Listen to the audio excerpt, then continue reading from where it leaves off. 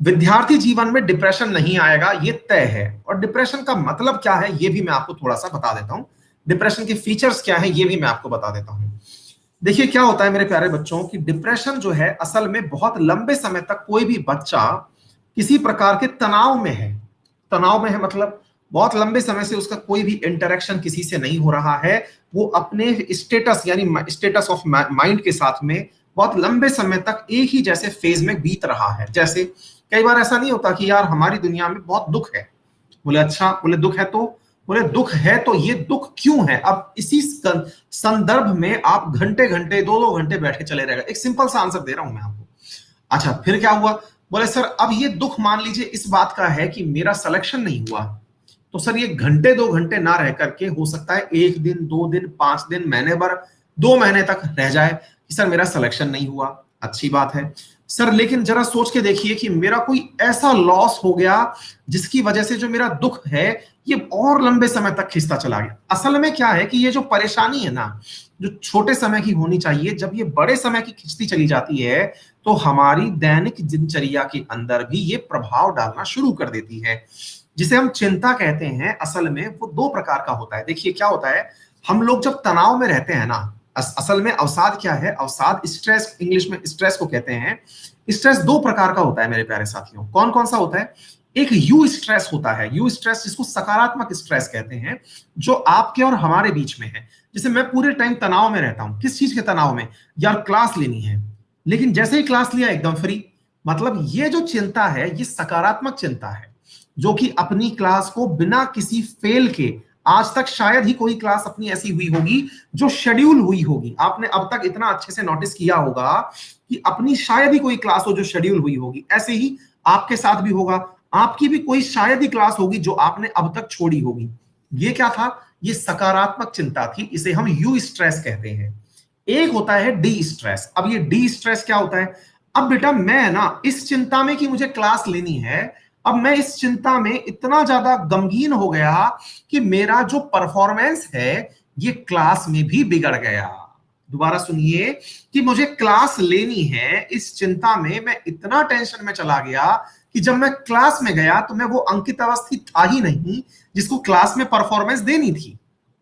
ये कहलाता है डी स्ट्रेस, है ना। तो हमारे लिए जो सबसे गंदा है वो क्या है, तनाव का हमारे ऊपर हावी हो जाना। तनाव हमारे लिए अच्छी चीज है क्योंकि वो हमें अनुशासित रखता है, लेकिन गंदी चीज क्या है, क्योंकि तनाव के कारण आप लोग, जल्दी आओ।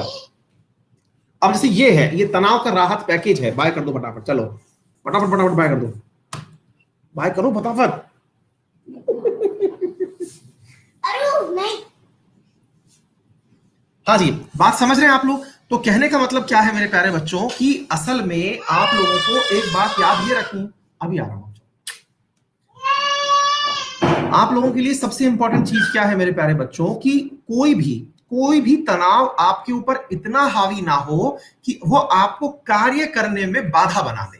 अब आपको आपके ऊपर निर्धारित रहना है। तो देखिए, चिंता को आप बांटिए। चिंता कैसी है, काम करने की चिंता अच्छी बात है भाई, हमको चिंता है तभी तो हम अनुशासित हैं। आप सभी लोग सुबह 6 बजे जग के बैठ जाते हैं पढ़ने के लिए।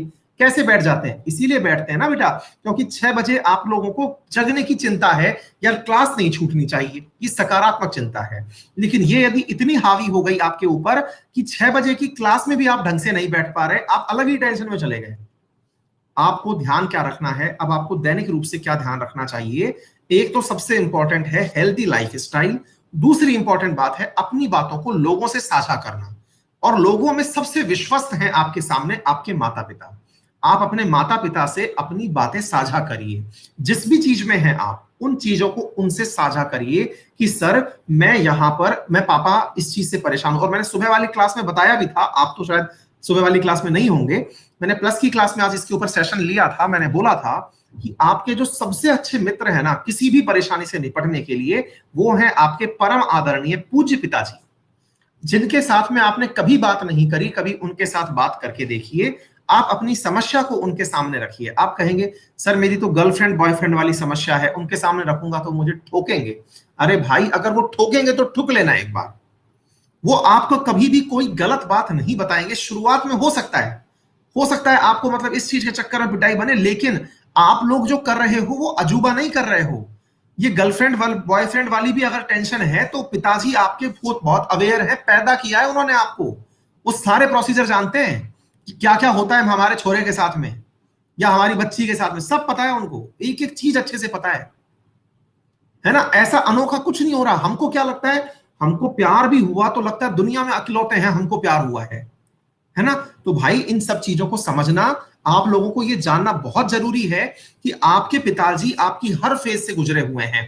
उनको भी उनके दोस्तों के बीच में कभी ना कभी किसी ना किसी बात पर बुरा लगा होगा, वो भी आपकी तरह अपने जीवन में बहुत कुछ पाना चाहते होंगे, भविष्य में कभी कभी उनके साथ भी ऐसा हुआ होगा कि वो नहीं पाए, तो ऐसी स्थिति में वो अपनी संतान को बहुत अच्छा रास्ता दिखाएंगे, ये तय है। माताजी हमारी परम मित्र होती हैं, अगर उनसे भी ना कह पा रहे हैं तो अपनी माताजी से कहिए, माताजी से नहीं कह पा रहे हैं तो अपने छोटे भाई बहन से भी अपनी बातें शेयर करिए, बातें शेयर करिए। बातें शेयर करने से, आप जब बातें शेयर कर रहे होते हैं तो आपकी बातें बताते बताते ही स्वतः कम हो जाती हैं, और ऐसे लोगों से कतई बात शेयर ना करें। अब यहां पर यह पॉइंट याद रख लीजिएगा, ऐसे लोगों से कतई अपनी बात शेयर ना करें मेरे प्यारे बच्चों, जो कि केवल बातों को आपको कुरेदने के लिए पूछते हैं। अब कई मित्र मंडली होती है, आजकल मैं फेसबुक पर व्हाट्सएप पर मैसेज देख रहा हूं, सब लोग मैसेज कर रहे हैं एक मित्र होना चाहिए जिसके साथ में शेयर की जा सके बातें। भाई साहब, अनुभव से बताता हूं मैं आपको कि आपके जितने भी मित्र हैं या कोई भी है, अगर वो आपकी बातें किस आधार पर सुन रहा है ये बहुत मैटर करता है। कोई आपसे बात इसलिए पूछना चाहता है कि हाँ भाई और बता, उनको पता क्या चाहिए, उनको वो जो चाय का प्याला खत्म करना है ना, तब तक उनको मनोरंजन चाहिए। वो मनोरंजन है आप उनके सामने रोएंगे, फीपाएंगे, उनको बताएंगे कि देख मैं उसकी याद में कितना तड़प रहा हूं, वो आपको उसी स्टेट में बनाए रखते हैं पूरे टाइम। आप जब भी मिलेंगे, आप कोई भी कंस्ट्रक्टिव बात करेंगे, आपको उन्होंने रोकने का तरीका ढूंढा हुआ है। वो आपसे उंगली लगा के पूछेंगे, अरे बता ना उसका क्या चल रहा है आजकल, वो क्या हुआ तेरा, मतलब अरे यार और तू बाहर निकल गया, वो तेरी टेंशन हो रही थी वो सही हो गई, मतलब वो उछेल उछेल के उस चीज को पूछेंगे, है ना। तो ये चीज याद रखिएगा कि जो भी अपना जो दर्द है ना, आप पता है जिनको बताते नहीं है, जिन्होंने आपको प्रकृति में इस संसार में आने का मौका दिया ना, वो सबसे परम मित्र हैं। आप उनसे बात करिए, परिवारजनों से बात करिए, छोटे भाई से, छोटी बहन से बात करिए, और किसी से मतलब, हो सकता है आपके पास बहुत अच्छे अच्छे दोस्त हों, लेकिन साहब मेरा बच्चों को मतलब लगभग 40,000 से ऊपर मैं बच्चे पढ़ा चुका हूं ऑफलाइन में। ऑनलाइन तो खैर अपन 1.5-2 लाख बच्चे रोज पढ़ा रहे हैं, लेकिन पर्सनली फेस टू फेस पढ़ा चुका हूं, इससे भी ज्यादा बच्चे पढ़ा चुका हूं, है ना। तो अपने अनुभव से मुझे ये फीलिंग मिलती है कि बच्चे जो होते हैं ना, आपस में रहते हैं तो उनको टाइम पास करना है, टाइम पास करने के लिए चल भाई आजा बैठेंगे, मतलब बैठे हैं गप्पे मार रहे हैं, कुछ भी बात चल रही है। तो इसलिए मेरे प्यारे साथियों, आप सबसे निवेदन है, आपका तनाव जो आपके विद्यार्थी जीवन में है, इसका समाधान आपके शिक्षक के पास है, जो अपन ने मिलकर के बात कर ली। नंबर दूसरा, शिक्षक बहुत सेकेंडरी टर्म पर आएगा, आप अपने सबसे पहले माताजी पिताजी से बात करिए, आपका तनाव वही भस्म हो जाएगा। आज करके देखिएगा, है ना। तो इसका मतलब क्या हुआ कि हम लोग अवश्य ही इन सब चीजों से निजात पा लेंगे बेटा, है ना। और आखिरी चीज है बेटा, आप अपनी हेल्दी लाइफ स्टाइल अपनाइए। अब जैसे मैंने आज असल में पता है आपको बता ही देता हूं, हालांकि ये सारा काम मैंने जो शेड्यूल सेट किया है ना, ये इसलिए किया है क्योंकि आज से मैं एक नियम बना रहा हूं, आपको बता भी देता हूं मैं कि आज से शाम 5 बजे मैं ट्रैकिंग पे जाने वाला हूं रेगुलर, है ना। शाम को 5 से 7 के बीच में हमारे अलवर में जहां मैं रहता हूं, वहां पर पर्वत है, अरावली पर्वत है, वहां पर ट्रैकिंग पे मैं जाया करूंगा। अब मैं ये रोजाना शुरू करने वाला हूं, है ना। और अभी मैं सैटरडे संडे को जाया कर रहा था, लेकिन आज से मैं इसको नियम से बना रहा हूं। 2 घंटे मैंने मेरी लाइफ के लिए निकाले हैं कि नहीं, थोड़ा सा समय मिलना चाहिए। तो आप भी, मतलब एक दोस्त और है मेरे साथ में, तो उनके साथ में मैं जाया करूंगा। तो आप भी कुछ ऐसा हेल्दी करिए, है ना। जितना भी अवसाद होता है वो आपके साथ में, आपके वर्क से, आपकी उससे सेहत से निकल जाएगा बेटा, है ना। तो इस प्रकार से आप भी करिए तो बहुत अच्छा हो जाएगा अपने साथ। ठीक है बेटा, सब लोगों का क्लियर हो गया काम? ठीक है बेटा, अब कर लेंगे। हाँ बिल्कुल, मैं ध्यान रख के जाऊंगा प्रॉपर तरीके से, सैनिटाइजर लेके, मास्क लगा के प्रॉपर तरीके से, है ना बेटा। तो आप भी ऐसा कुछ करिए। तो उम्मीद है आप लोगों को कुछ बेनिफिशियल लगी होंगी आज की बातें, है ना बेटा। परेशान मत होना, बस इतना सा ध्यान रहना। सबको, हम विद्यार्थी जीवन में इतने ऊर्जावान हैं, एक तो हमको सुबह जगने की आदत कभी नहीं छोड़नी है। सुबह चाहे आप मेरी क्लास पढ़ रहे हैं, नहीं पढ़ रहे हैं, या आपके ऊपर है, लेकिन सुबह जगने की आदत नहीं छोड़नी है, नंबर 1।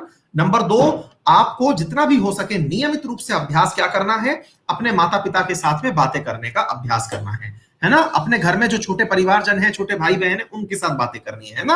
और तीसरा मेरे प्यारे बच्चों, आपको सेहत के ऊपर प्रमुखता से ध्यान देना। फिर बताओ अवसाद कहीं टिक जाए तो बताइएगा, फिर पकड़ के ठोकेंगे उसको अपन, है ना, पकड़ के कुटाई बनाएंगे उसकी बढ़िया वाली, है ना बेटा।